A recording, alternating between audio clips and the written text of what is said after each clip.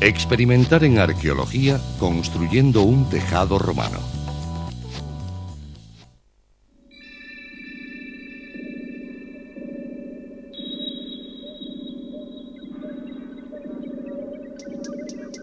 La arqueología es la ciencia que recupera, describe y estudia la cultura del pasado, sin que por ello se limite al mundo prehistórico y antiguo, sino que investiga también cualquier otro momento histórico.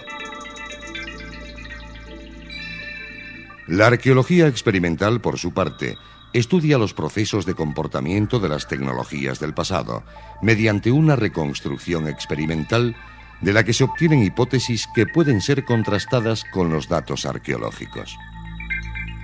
Por lo tanto, la arqueología experimental no es una arqueología aparte, sino un método de verificación de los problemas planteados al servicio de la ciencia arqueológica que estudia los vestigios materiales de nuestros antepasados.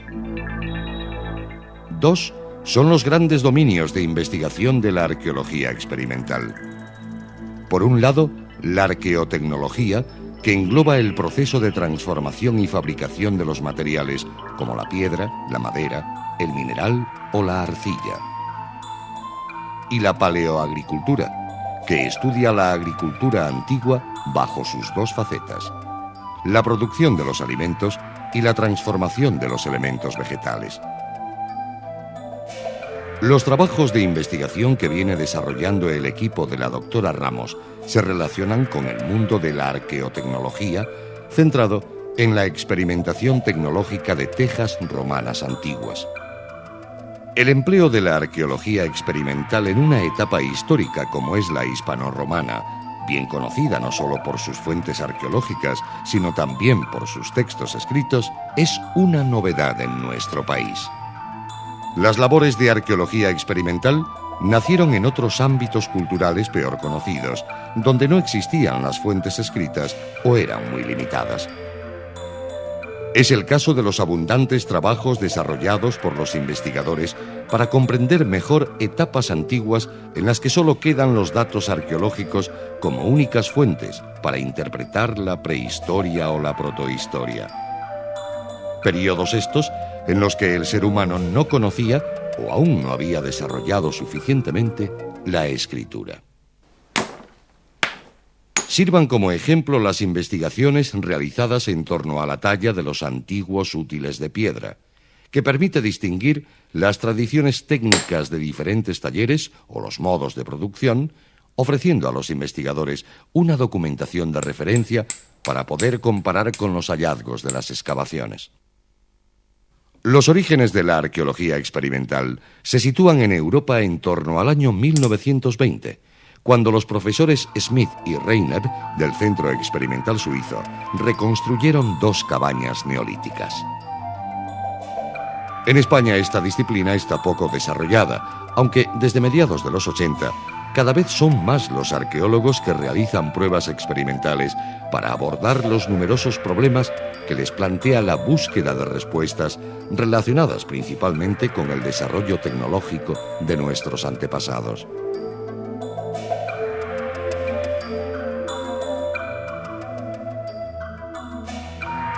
Desde hace unos años, la Universidad de Cantabria cuenta con una asignatura optativa sobre arqueología experimental que es impartida por la doctora María Luisa Ramos, profesora titular de Arqueología de la Facultad de Filosofía y Letras.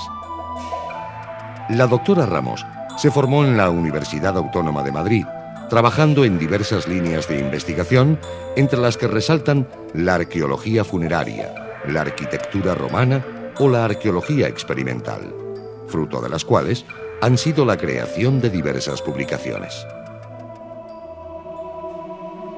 Desde hace 3 años, apostó por la arqueología experimental, una línea de investigación que nace como resultado de las nuevas corrientes de estudio y en respuesta a las demandas sociales que exigen una arqueología más cercana, cuyo método científico pueda ofrecer otros planteamientos y dote de emoción y sentido al análisis de las sociedades del pasado.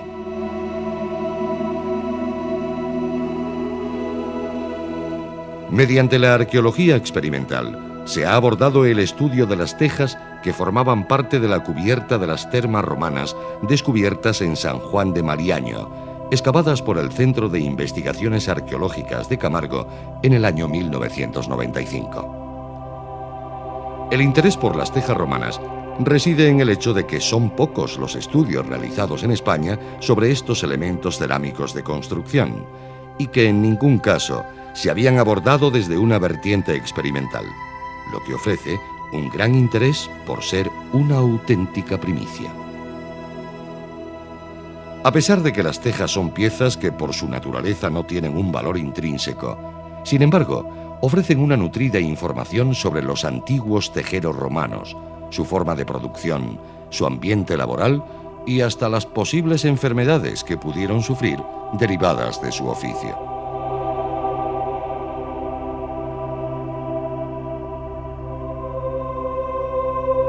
El yacimiento arqueológico de San Juan de Mariaño se ubica en el enclave conocido como Mies de San Juan, en las inmediaciones del aeropuerto de Santander y sobre un pequeño promontorio que hasta el siglo pasado estuvo a orillas del mar, ocupando un lugar de prestigio en la bahía.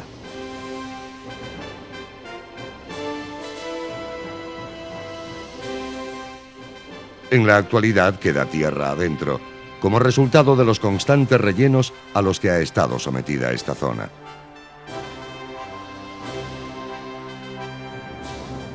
El conjunto arqueológico se localiza en el interior del actual cementerio de Mariaño, en el que han sido descubiertas una serie de ocupaciones de diferente naturaleza y extensión, que abarcan desde mediados del siglo I después de Cristo, con la presencia de un asentamiento romano en el que destacan unas termas de medianas proporciones y una domus o casa romana, hasta comienzos del siglo XVII, en el que estuvo en uso la iglesia románica de San Sebastián, construida en el siglo XII sobre los cimientos del antiguo edificio termal y de la que hoy en día solo se conserva la planta y el arco triunfal.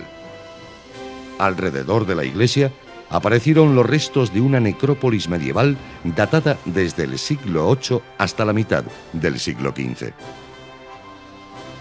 El edificio termal fue excavado a lo largo de sucesivas campañas, tras las cuales se consolidaron sus estructuras, siendo protegido el yacimiento con una cubierta estable, a la que se dotó de una pasarela que permite la observación de los restos.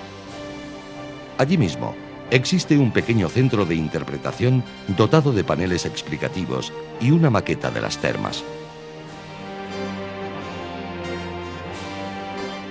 Las termas romanas tienen una extensión de unos 180 metros cuadrados aproximadamente. Constan de dos cuerpos principales correspondientes a dos fases constructivas. El primero ocupa el extremo sur del edificio y dispone de una planta rectangular rematada por dos ábsides en su lado mayor, fechado en la segunda mitad del siglo I después de Cristo. Y el segundo cuerpo, orientado al norte, se compone de una estancia de planta rectangular rematada por un solo ábside en el lado oeste. Esta última fase parece estar relacionada con la ampliación del conjunto termal en la primera mitad del siglo II después de Cristo.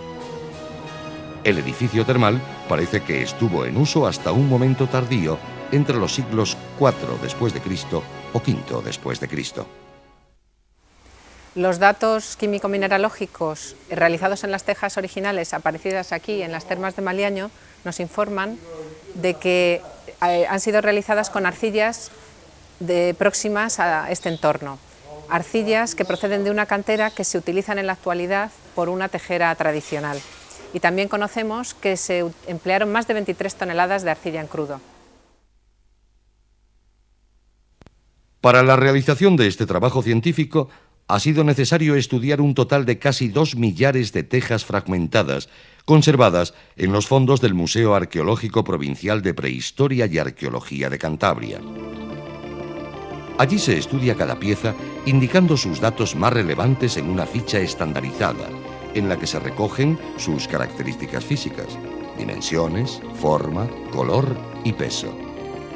Seguidamente se dibuja y luego se fotografía al objeto de tener todos los datos que nos puedan ser útiles para su posterior análisis.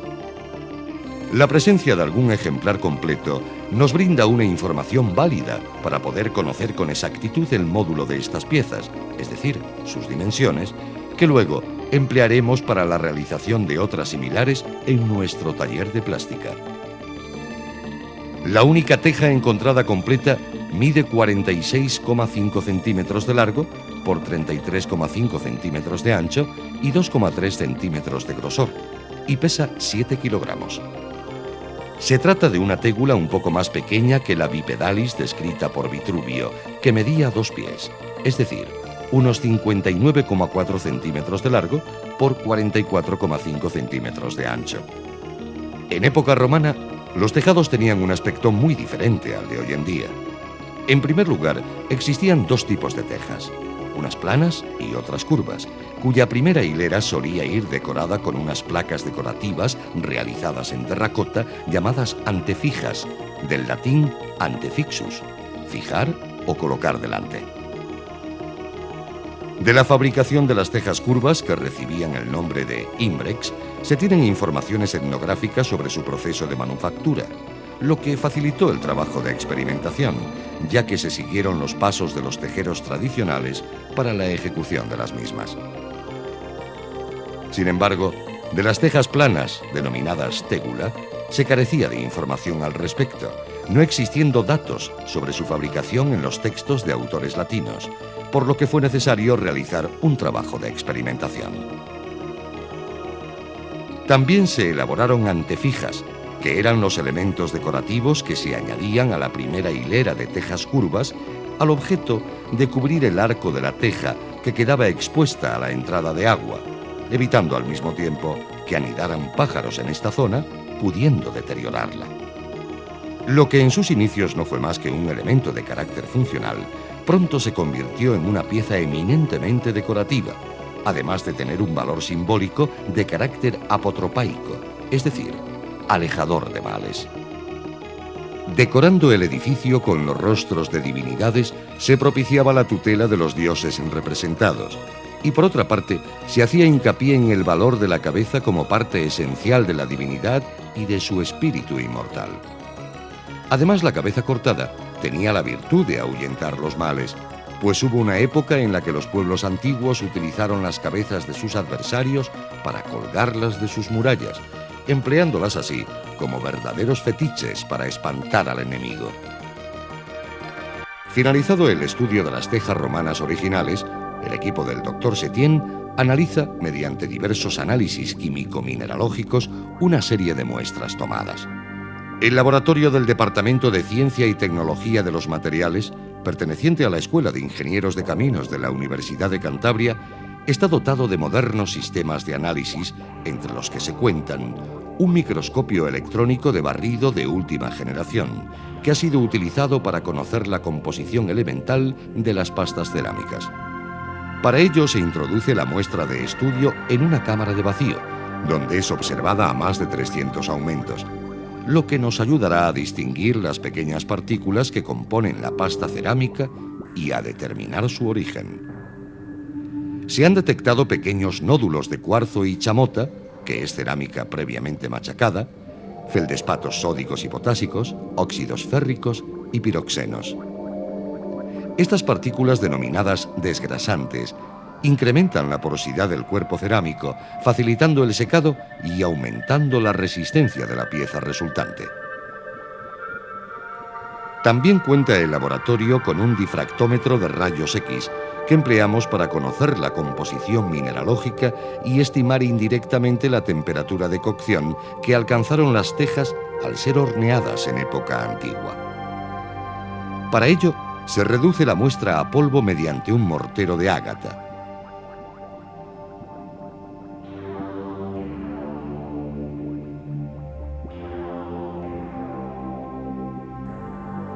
Luego se prepara una pastilla susceptible de ser analizada mediante el difractómetro, que emite una radiación que permite caracterizar los elementos cristalinos de la pasta cerámica. Los resultados obtenidos nos ofrecen ausencia de filosilicatos excepto hilita, lo que indica una temperatura de cocción alrededor de los 900 grados centígrados. El último análisis consiste en someter algunas tejas a un proceso físico de heladicidad, que es un tratamiento que actualmente se hace para conocer la resistencia y durabilidad de las tejas modernas. El análisis consiste en secar las piezas en una estufa a 100 grados centígrados. Luego se las pesa y se introducen en agua durante 48 horas. Después se meten en una máquina frigorífica, sometiéndolas a una temperatura de 15 grados centígrados bajo cero durante 16 horas.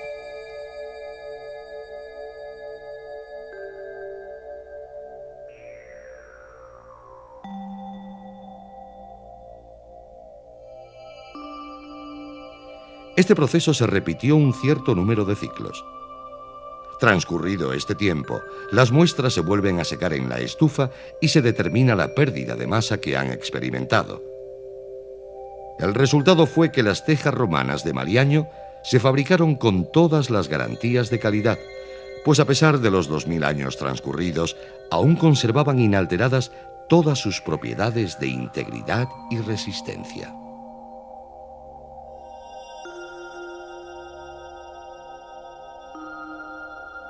Una vez estudiadas y analizadas las tejas originales, se inicia el trabajo experimental, que consiste en reproducir la manufactura de los diversos elementos de cubrición que tendría una cubierta romana de mediados del siglo I después de Cristo a finales del siglo II después de Cristo, con tégulas, ímbrices e ímbrices con antefijas, aunque en Maliaño no hayan aparecido de momento dichos elementos decorativos.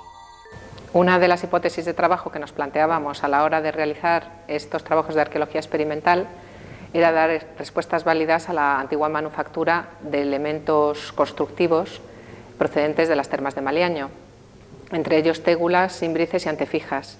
Conocer cómo los tejeros hispano-romanos las realizaron, y para ello hemos hecho este trabajo experimental en el taller de plástica, viendo piezas originales de los museos y haciendo análisis químico-mineralógicos que nos han realizado en la Escuela de Caminos y nos han dado la constitución de las pastas antiguas. Lo primero que se hace es el prototipo de las antefijas o cabezas decorativas, que luego servirá para preparar los moldes necesarios para su fabricación. El modelo empleado es el de una antefija conservada en el Museo Arqueológico Nacional de procedencia desconocida, fechada a inicios del siglo I después de Cristo. Se trata de la reproducción de una máscara trágica masculina con peluca alta y pelo distribuido en tirabuzones. Observando las fotos, dibujos y medidas originales, se reproduce la pieza con exactitud. Para ello se modela en arcilla con una serie de palillos de ceramista y las propias manos.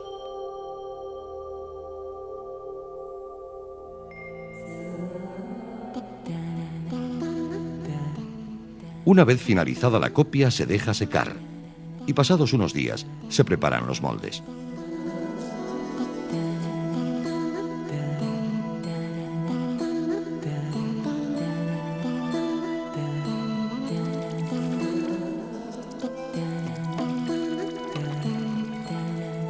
Para ello, la masa arcillosa se coloca sobre la antefija y por presión se va apretando, hasta obtener en negativo una copia perfecta de la pieza original.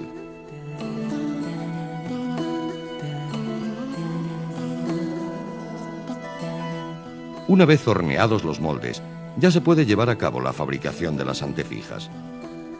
La técnica empleada para su reproducción es la del estampillado, que consiste en introducir en el molde la arcilla, formando una capa uniforme.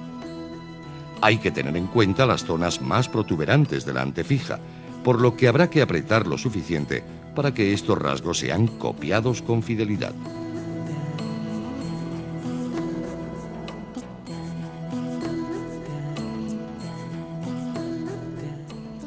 Por último, la pieza se alisa por detrás para que pueda ser pegado el extremo inferior de la teja curva o ímbrice.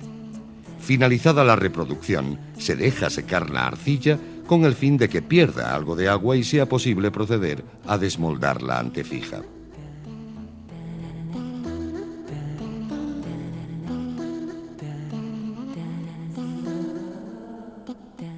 En cuanto ésta se deshidrata lo suficiente, merma.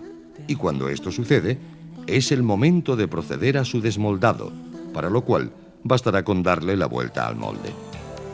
Para un acabado perfecto, a veces se retextura la antefija, lo que evita pequeñas imperfecciones del molde o de la ejecución de la pieza, para lo que se emplea un pincel mojado en agua que, arrastrando las partículas superficiales, evita que queden pequeñas fisuras por toda la cara anterior. No obstante, si algún detalle de la antefija queda poco definido o defectuoso, se utiliza la espátula y el punzón. Después se deja que la antefija seque sobre una superficie elástica hasta que adquiera la dureza del cuero, momento este en que la arcilla seguirá siendo plástica, pero no se deformará al manipularla. Nosotros empleamos papel continuo, pero antiguamente se espolvoreaba con ceniza o arena a la era de secado, lo que permitía que las piezas perdieran el agua gradualmente, evitando grietas, roturas o deformaciones, propias de haberse pegado la masa arcillosa a un soporte rígido. En la elaboración de los ímbrices se alisa la masa arcillosa hasta conseguir un grosor uniforme en toda la placa. Para ello usamos rodillos y mazas de madera. Luego se emplea un molde trapezoidal que ha sido confeccionado en aluminio, lo que permite que tenga un filo cortante. Este se coloca sobre la placa de arcilla ya alisada, cortándola y dándole la forma que caracteriza a los ímbrices. Una vez elaborada la placa trapezoidal de arcilla, esta se coloca sobre una corneta, que consiste en una pieza de madera de forma semicilíndrica de la que sale un asa tubular. Finalizado este proceso, habremos conseguido la forma definitiva del ímbrice o teja curva.